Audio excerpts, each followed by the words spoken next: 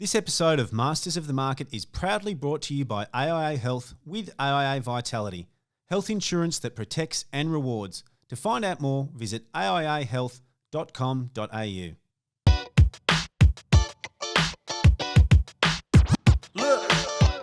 To buy when there's blood in the streets, lift up, check under the carpet.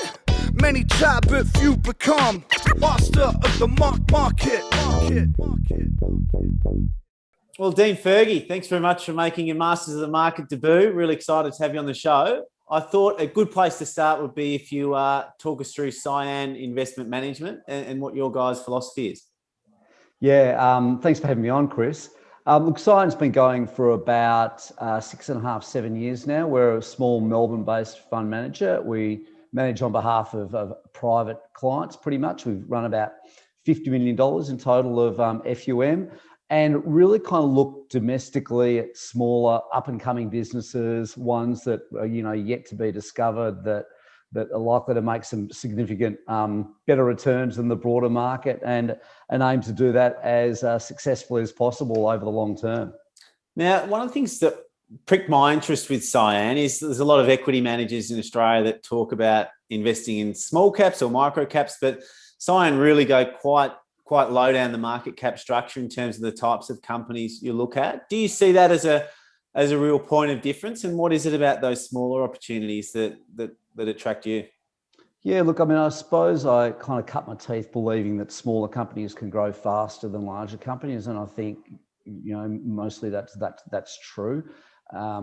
The market over my time, over my sort of 2 or 3 decades in it, has become increasingly competitive. So, when a small cap stock, like say 15, 20 years ago was probably in that kind of sub 500 mil, it's moved down to like 100 mil. Everyone's, trying harder to get an edge, to find out something that everyone else doesn't know. And so you just have to look kind of further down the curve, which has sort of driven our investment process down to the micro cap, because market efficiencies are improving greatly with the advent of the internet and the flow of information. So to find an edge, you've just got to look a bit further afield, I think. And in terms of your background, you studied engineering at uni, you're a CFA. Yeah. Outside of the numbers, what's some of the artwork, if you like, to picking winners at that micro end? What are some of the things you look like, be it, who's on the cap table, sort of employee options, or what are some of the red flags or some of the things you look for that have potentially lead to outsized performance in that space? Yeah, look, it's a really long list, Chris. In terms of stuff to be kind of aware of, or the red flags, I think sort of large individual shareholders, so that executive chairman, people that are running a public business like a private business. And I think, Jerry Harvey's kind of the poster boy of that. He'll just do what he wants regardless of other shareholders. And so you don't like that, or you do? No, I don't. Like, I think that there's got to be a level of independence with respect to investing in a public company. And sometimes I think the personalities of large founders that don't feel they've got no accountability can sometimes go amiss, certainly when the businesses tend to struggle. What about CEOs that don't have any skin in the game or don't own a meaningful amount of equity? Does that bother you?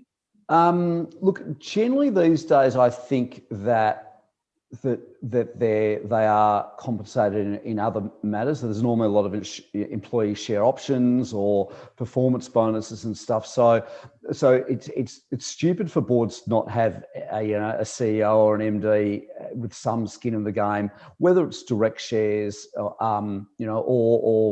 options or other kind of financial benefits. So yeah, look, I obviously like to see people with a certain amount of money in the business, but not too much. Certainly not too much control. What I like to see is an independent board. I don't like to see small boards, as I said, with an executive chairman, maybe with only 2 other non-execs, one of who's, a brother-in-law or something like that. You've got to have that independence, which is important. Yeah.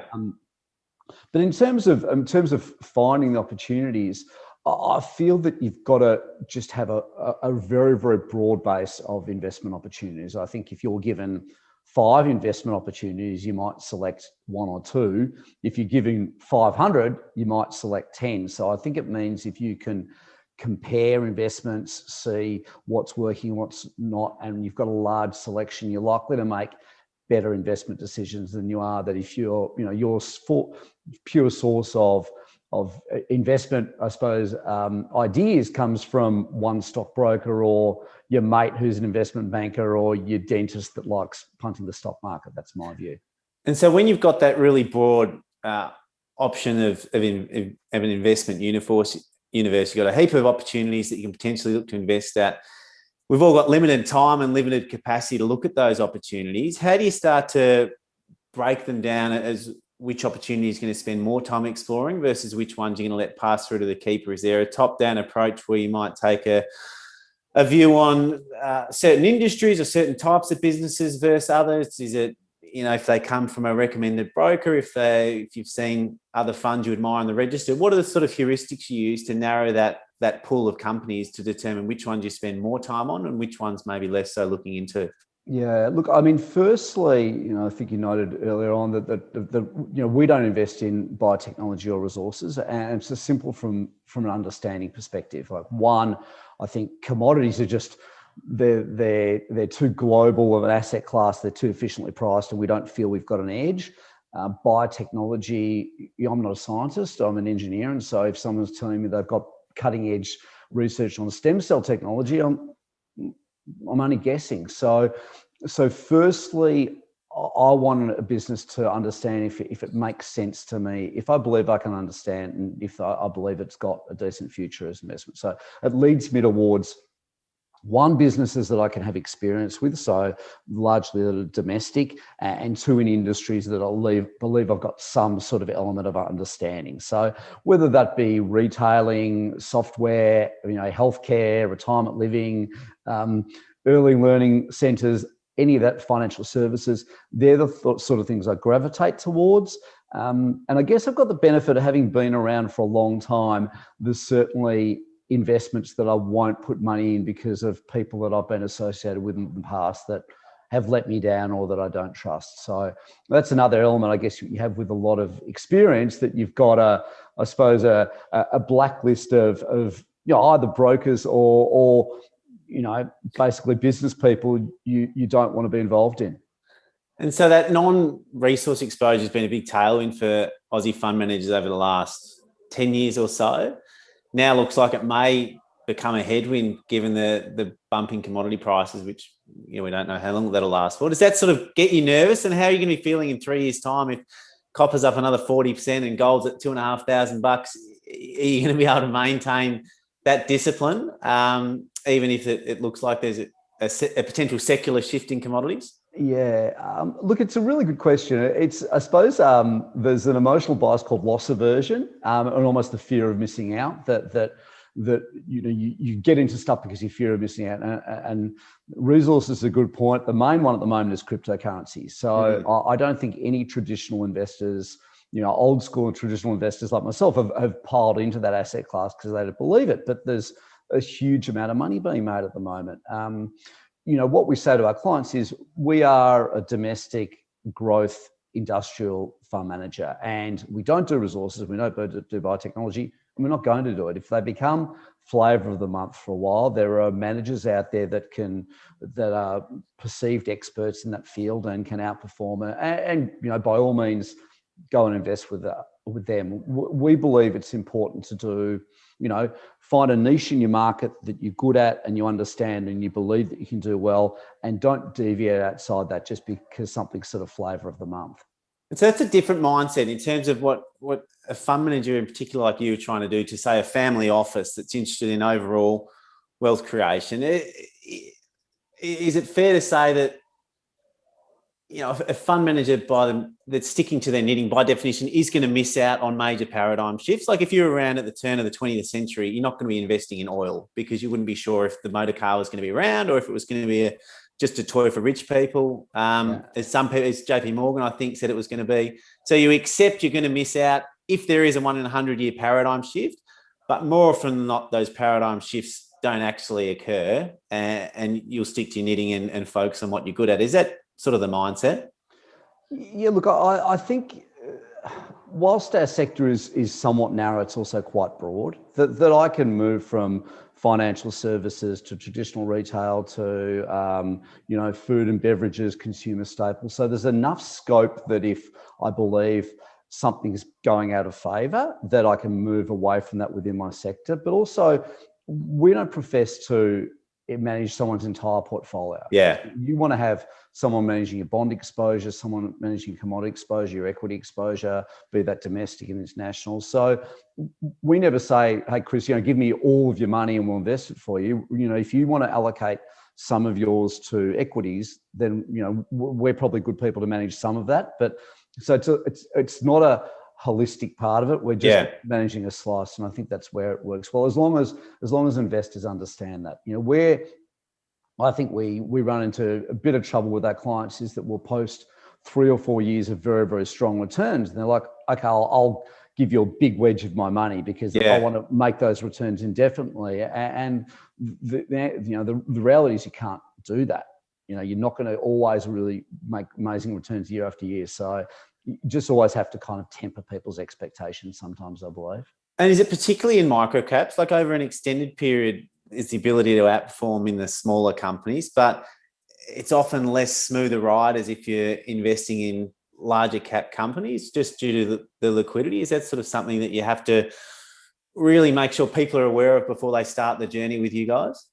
Yeah, look, I mean, there's a couple of things. Obviously, you've got volatility in operations that earnings can move around a lot, with contract wins and changes in management. The actual underlying earnings, right, isn't nearly as stable as in a bigger company.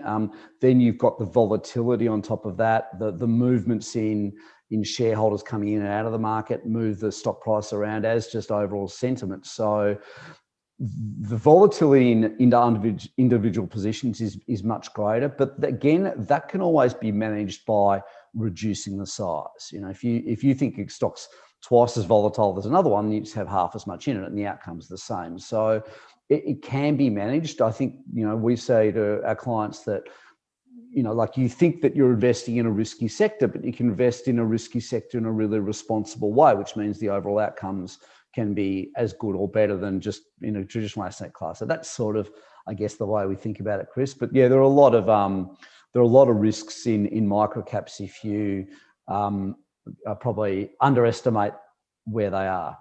And talk me through your Afterpay journey. I know you're one of the early investors in Afterpay, which must have been an incredible journey. Were you in there at the IPO? Yeah, so it IPO'd actually at like $1 when it got spun out of Touch Corp, and then it merged with Touch Corp at I think it's like $3.50, and then changed its code. I think it was AFY, now it's APT. So, I mean, a lot of people look at the chart and they go, oh, it started at $3, actually started at $1. We liked the guys, thought they were really sensible, both Anthony Eisen and Nick Mulder, and it seemed to make a lot of sense. I remember taking my, I think he was 13 at the time, down to Culture Kings down the road, and he bought a Champion hoodie and we put it on Afterpay, and it was just a seamless journey. Like, it worked really well. They sent me a text, a day before they were going to take the $20 out of my account. I think Max actually still owes me $80 for that hoodie now I think about it. But, it's a perfect example of if you use a product, it seems to work well, it's simple, I can understand it, and it goes well. Now, at the time, did I ever think this would become a $30, $40 billion company? Of course not. But it had a lot of momentum, and it had, good uptake. And my business partner, Graham, once said, he goes, I was down the coast and in one of the surf shops, there was a handwritten sign saying Afterpay is available here. And those sort of things is when it starts to have a bit of traction. So, I mean, it's sort of a once in a decade, maybe once in a lifetime investment. And I would challenge anyone to find where so much money has been made so quickly in a stock domestically. Maybe Fortescue Metals has been similar, but it's just been a one-off, but it's been executed incredibly. The hurt is that we decided at $35 it was probably getting a little bit too rich and sold out. So, it's one of those things that there's a bit of regret, but there's also, we're happy to have been on the journey in the early days at least. I looked at the IPO and decided it was a bit expensive. So there's plenty more regret where I'm sitting than you are. Oh, look, I mean, Chris, there's it so wasn't much ridiculously cheap, was it? Was it 100 mil val or? Oh, no, it mustn't have been that high, but it wasn't a 30 mil val or something like that for an untried No. I business think it model, was like was it? 100 I think it was like 100 Was it 100, was or it? something like that. Yeah. So, But look, it didn't have a lot of revenues early on. It no. was just extraordinary uptake in the business. But look, I mean, I remember looking at Xero when it was $8 and thinking that stock was far too expensive, and it went through to 100. So it's not always about underlying valuation. A lot of the market at the moment is about momentum. And if a business is growing its customer base, growing its earnings and revenues from whatever level they are, it's more likely the share price is going to go up than down, regardless of where its current valuation is. I think too, the US often does those types of opportunities like Afterpay better because their total addressable market is usually much bigger than Australia. I mean, you don't see a lot of companies that aren't going to mean revert in Australia. I mean, the resource companies by definition generally do, Fortescue being the outlier. But Afterpay, particularly now that it's expanded into the US, it does just have a huge addressable market and is just so scalable. And I guess that's something it shares in common with Xero as well. Yeah, look, I think with financial services businesses, because they're all offline, you don't have to set up a network of stores and you get the lighting right or warehouses, and they're just much easier to expand. We've seen a lot of businesses try to break into the US or China or whatever and do it hard, do it unsuccessfully just because of the cultural differences. So, there are a couple of outliers there, but they are easy to do, certainly the software businesses, than anything that's more physical. And you mentioned you had a tinge of regret selling at 35, but after a 35 bag, I mean, I'm sure you've got over it pretty quickly. But how do you frame that? Like, the selling, do you sell down gradually in increments, or are you, once you decide it's reached a price you're comfortable with, are you trying to sell out all in one go? How do you sort of scale or view that approach to selling? Because I reckon in the small cap game, it's sort of all about the selling.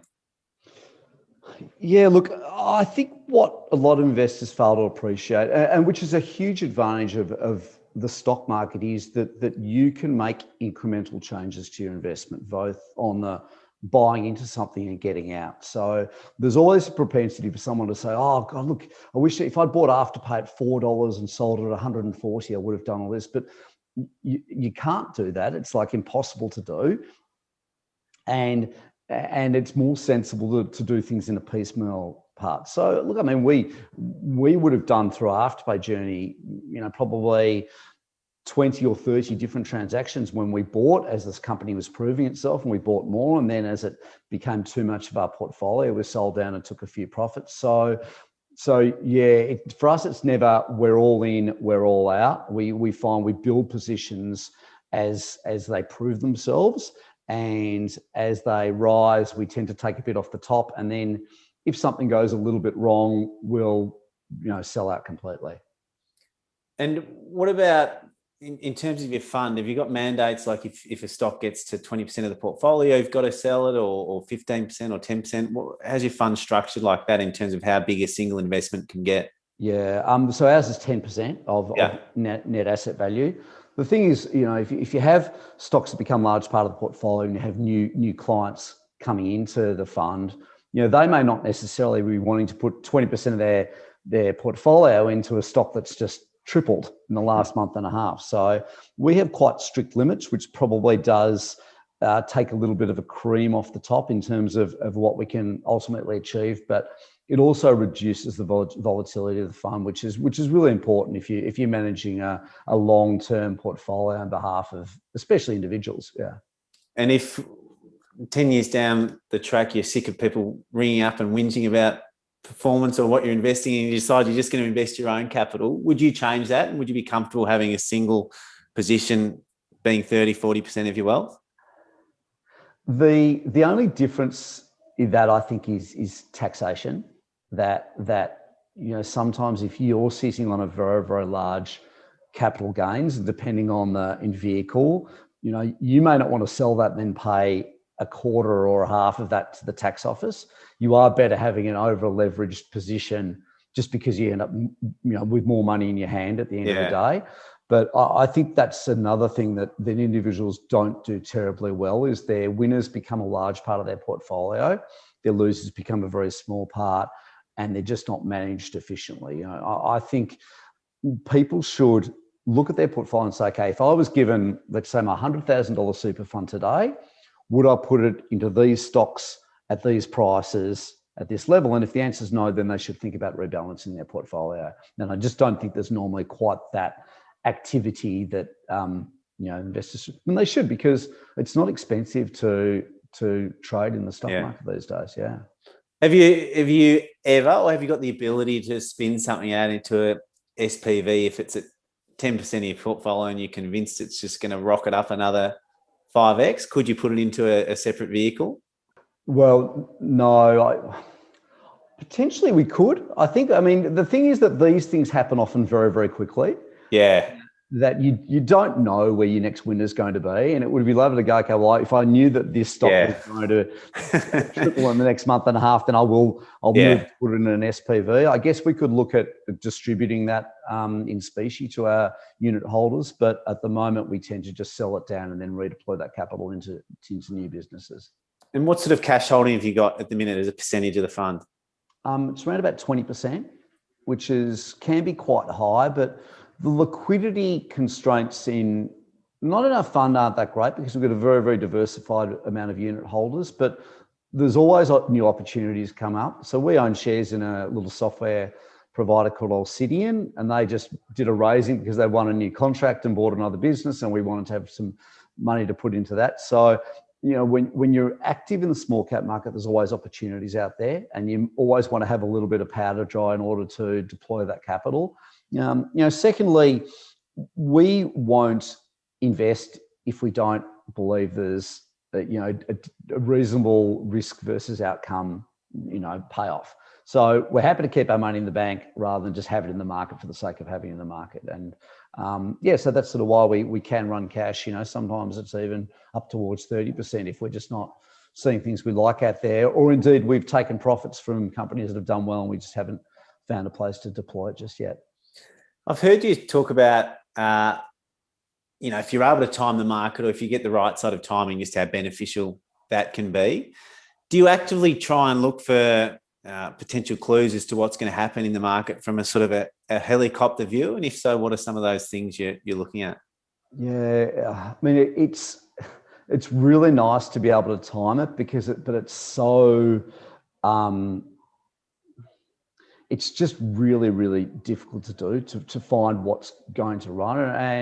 And I've sort of said to people who've said, have you found the last year? It must have been great. I've said, well, it is, but this time last year, I wasn't thinking, well, this is an amazing time to invest. I'm going to pile all my money to Temple & Webster and Kogan because people would start shopping online. I just didn't think that was going to happen. And so, we try and look for sectors that we believe are going to capture the market's attention. And this game is becoming far less quantitative and a lot more qualitative than it used to be. Look, talking about me having an engineering degree previously, you can't just do numbers and it'll spit out a number to where a stock price is going to go. You've got to try and use more psychology to try and work out what everyone else is going to get excited about. And so that's always what we're trying to, I suppose, get an edge from as well.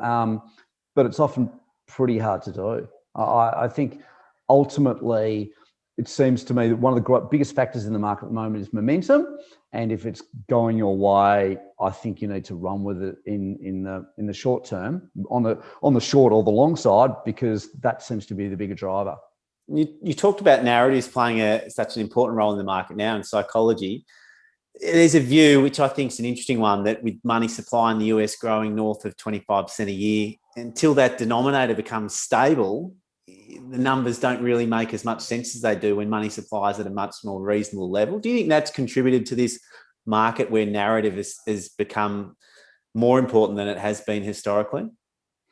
Yeah, look, I mean, I think, the supply of money, low interest rates, the fact that people aren't getting returns on their fixed interest assets is a huge driver of asset classes outside of cash and bonds. Largely those beneficiaries have been equities, and real estate and maybe crypto potentially. So look, I can't see that reversing in Australia, but I think there's a mindset here that if I'm putting my money in the bank, I want to be making 5%. And if I'm getting 0.7 or 1, I might as well put it in any stock that's paying a yield above 2 or 3%, certainly if it's fully franked. So I think that's going to be a continual driver. And I think it's a real, very, very large tailwind in the market that's unlikely to abate until we see a reasonable rise in rates. And I don't see that happening anytime soon. And so when you mentioned in an Alan Colliver interview a few months back, you said that you thought that value investing isn't relevant anymore. Sort of work me through that. And do you think that's linked to that increase in money supply and the fact that the market is valuing different things more highly these days? Yeah, look, I think there's a couple of things. I think that there's that I've just got a lot of money to deploy and I'll just invest it where I can. The second, I think, change in the underlying framework of the market is that you've got now a lot of investors investing. It's easy for them to do, and they've got given a lot of information that are non-professional. They haven't, done years of, finance, that are buying things because they like the sound of them. They think the share price sounds cheap, and they're not bringing anything back to fundamental value as such. So, we've seen the Teslas and the Afterpays, and these companies tend to be like big, well-known brand names that people can associate with, but no one's doing, working out a weighted average cost of capital or doing discounted cash flow or working out market caps or revenues or margins or anything. They're just going, I think I don't like the sound of that. And, look at the moment, I look at, the Adore Beauty float was probably one of the big, kind of really well-known ones that was everyone knew about it. And I remember reading in the paper, girls going, I haven't invested in shares before, but I buy Adore Beauty products and I really like the shares, and so I'm going to buy some. And like, you need to know that the company doesn't make any money. It's been capped at $600 million, and that's halved since its IPO. So there's this underlying large cohort of investors that getting their information from Hot Copper or Reddit or just friends in the market, and they're investing, which is driving share prices, but it isn't brought back to true fundamentals. And I think there's been a disconnect. I'm not going to say the market's right or wrong. That's just the way it is, and it's the fool that says, "I know better than the market. I'm going to prove them wrong," because that's the sort of the market can remain irrational for longer than you can remain liquid. The saying.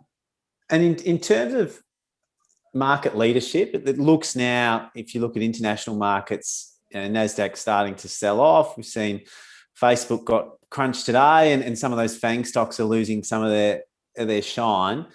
Do you think we're in a phase where we could see a new leadership in terms of global equities? And if that's possible, what do you think could take the mantle from the FANG stocks, which have dominated for the last 10 to 15 years? Yeah, look, I think they're all extremely large businesses now. And again, they're all household names. So I don't see there being a massive turnaround that you're going to find a industrial business out of Korea that becomes a sort of a leader. I think for as long as I've been investing, since the early 90s, it's been, you come in the morning, what's the Dow Jones done? What's the S&P done? To a lesser extent, Hang Seng or the Nikkei as such. So Australia will always look overseas for leadership.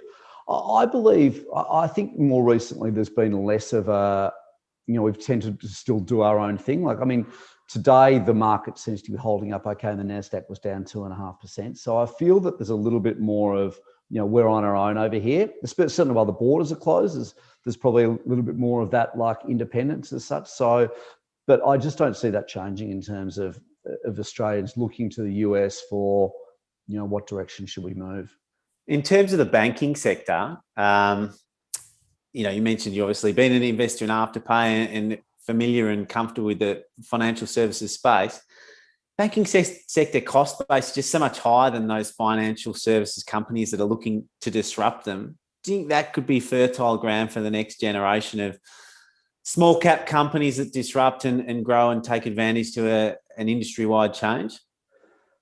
Yeah, look, there's a lot of that happening at the moment. A lot of these small lenders have appeared, the Money Me's, the Plenties, the Harmonies, Latitude, Latrobe, Liberty, like they're all trying to make inroads into that industry. And I believe it probably is fertile ground. Just as a lot of these little smaller telco players have made inroads into Telstra, you've got these old, established, fat, lazy, bureaucratic organisations that just can't move quickly enough in order to compete in a really, really fast moving economy these days. So it is fertile ground. But I mean, the banking sector's gone nowhere for years, other than maybe CBA and Macquarie Bank. And NAB's trading at the same price it was 20 years ago. So there's certainly value there in terms of investors, but I don't know that necessarily they're going to completely turn around and start, getting back their own turf. I think that they're dinosaurs that are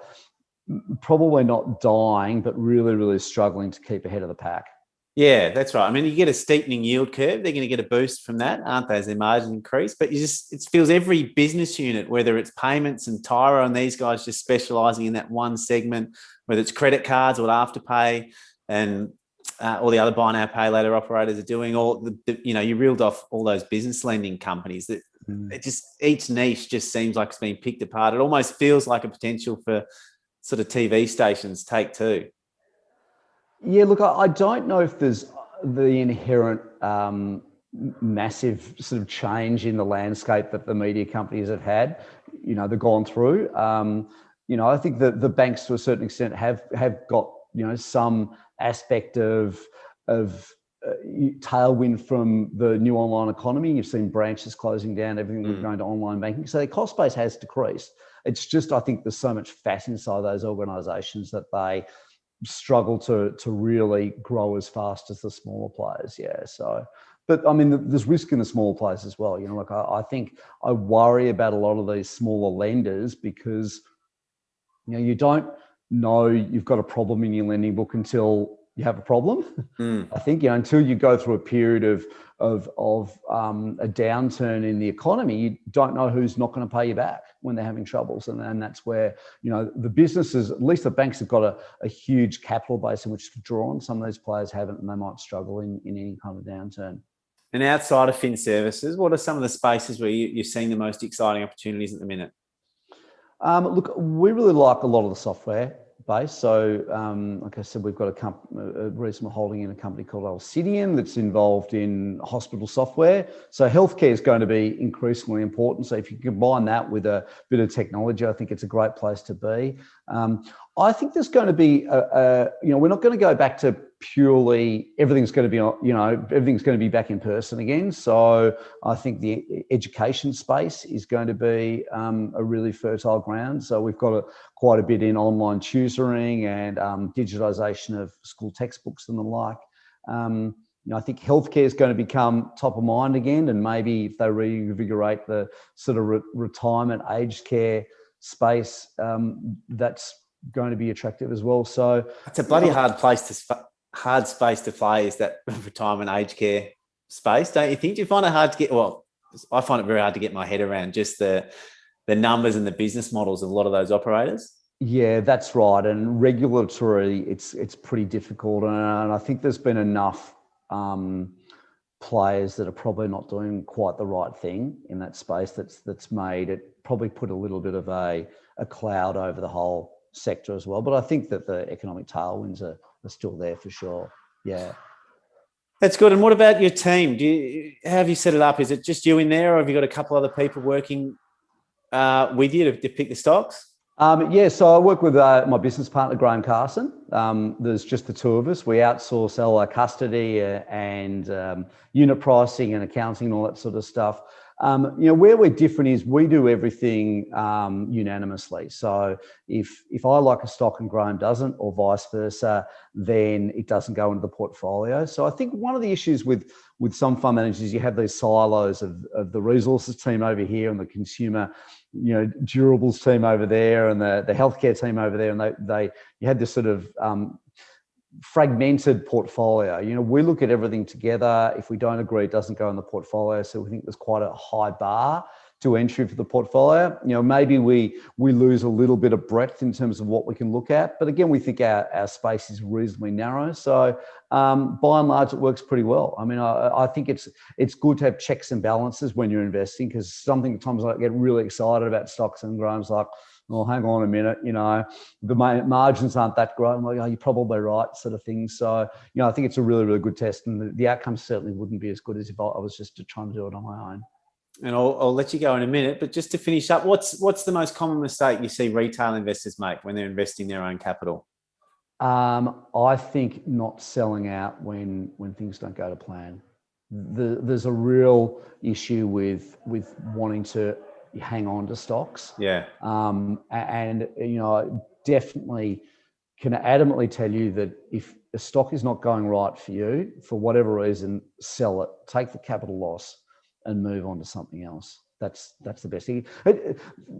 Running portfolios is a game. You've got to add up all your winners and subtract your losers. And so you've got to, it's two parts of it. And so people only concentrate on finding the winners and hang on to losers, but cut your losers out of your portfolio and you'll end up with a better overall result. Brilliant. It's a brilliant place to finish. Dean, thanks very much for coming on. Really enjoyed the chat. Awesome. Thanks so much, Chris. This episode of Masters of the Market is proudly brought to you by AIA Health with AIA Vitality, health insurance that protects and rewards. To find out more, visit aiahealth.com.au. If you're enjoying Masters of the Market, make sure you subscribe to Chris Judd Invest.